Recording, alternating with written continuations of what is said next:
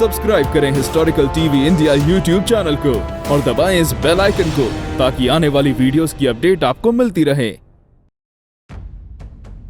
मुगल साम्राज्य के बारे में भला कौन नहीं जानता है। इतिहास में मुगल साम्राज्य का एक अहम रोल रहा है। इनके द्वारा बनाए हुए फोर्ट और मस्जिद आज भी हम सब देख पा रहे हैं। मुगल वंश में एक से एक महान शासक हुए जिनकी प्रतिभा और शक्ति ने दुनिया को उनके सामने झुकने पर मजबूर कर दिया। लगभग हर साम्राज्य ने मुगल साम्राज्य के आगे घुटने टेक दिए थे, मगर एक ऐसा भी भारतीय राजवंश हुआ था जिसने मुगलों को धूल चटाई थी। यही नहीं, मुगल साम्राज्य को पूर्वी भारत में आने में जो इतने साल लगे थे उसके पीछे कहीं ना कहीं वजह यही थी कि मुगलों को पूर्वी भारत के वीर योद्धा रोक रहे थे। हालांकि इसका जिक्र इतिहास में कहीं भी देखने को नहीं मिलता है, लेकिन यह काफी जरूरी है कि भारतीय इतिहास के बारे में हमें पता हो। हेलो दोस्तों, आज मैं आप सबको इस वीडियो के माध्यम से ऐसी महान जनजाति के बारे में बताने जा रहा हूं जिसने महान मुगल साम्राज्य को पूर्वी भारत में स्थापित होने से रोक रखा था, और न सिर्फ उन्हें रोका बल्कि उन्हें 17 बार धूल भी चटाई। वैसे सुनकर आप सबको भले ही हैरानी हो रही हो और आप सोच रहे हो कि भला मुगलों को कौन हरा सकता था, मगर यह सच है। मुगलों की टक्कर असम के अहोम योद्धाओं से हो रही थी और इनका जिक्र इतिहास में कहीं भी देखने को नहीं मिलता है। दरअसल मुगल साम्राज्य इतना व्यापक था और उसके शासक इतने पावरफुल थे कि उनके दम खम के आगे ये अहोम योद्धा कुछ भी नहीं थे।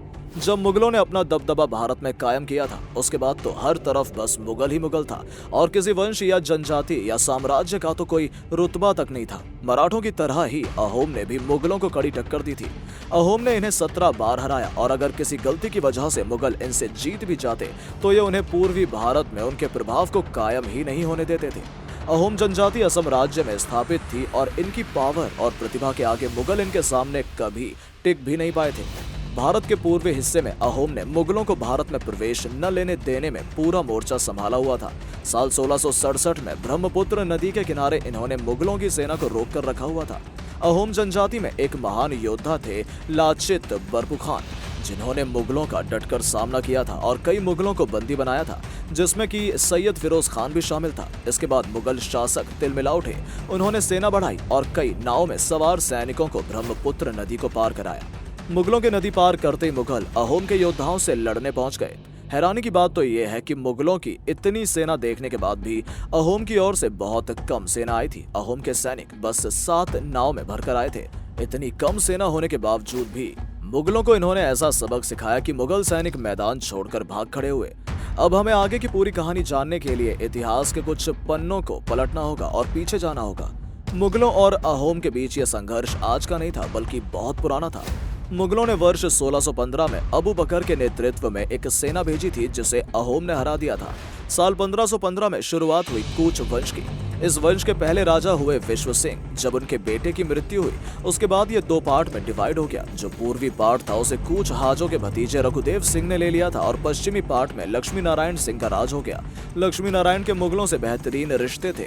वहीं अहोम राजा सुखम्पा ने रघुदेव की बेटी से शादी कर ली थी। बस यहीं से शुरू होता है असली तनाव या कह लीजिए असली जंग। शाहजहां के बीमार होने के बाद मुगलों की स्थिति असम में थोड़ी सी डगमगाई और अहोम ने उन्हें वहां से खदेड़ दिया था। इसके बाद औरंगजेब ने यहां पर कब्जा करना चाहा और मीर जुमला को सेना के साथ भेजा। वर्ष 1662 में मीर जुमला ने मुगलों को बड़ी जीत दिलाई और काफी कुछ लूट कर आए। फिर मौसम बिगड़ने लगा और ठंड मुगल सैनिकों से बर्दाश्त न हुई, इसलिए सारे सैनिक वापस भाग आए। जैसे बारिश आई उसके बाद अहोम राजा जयध्वज सिंघा और मुगलों के बीच जंग छिड़ गई। इसमें अहोम को करारी हार झेलनी पड़ी। ये हार जयध्वज सह न पाया और मृत्यु को प्राप्त हो गया। इसके बाद उनके पुत्र चक्रध्वज मुगलों से बदला लेने पहुंच गए। उसने मुगलों को नदी के आगे तक खदेड़ा और अपने बंदी सैनिकों को आजाद कराया। जब ये बात औरंगजेब को पता चली तो उसने फिर एक बड़ी सेना अहोम से लड़ने के लिए भेजी। इस जंग के बारे में हम आप सभी को पहले ही बता चुके हैं, जिसमें अहोम की ओर से बस 7 नाव पर सवार होकर सैनिक टुकड़ी आई थी। इस युद्ध में मुगलों को दुम दबाकर भागना पड़ा था। इसका नेतृत्व लाचित बरपुखान ने किया था।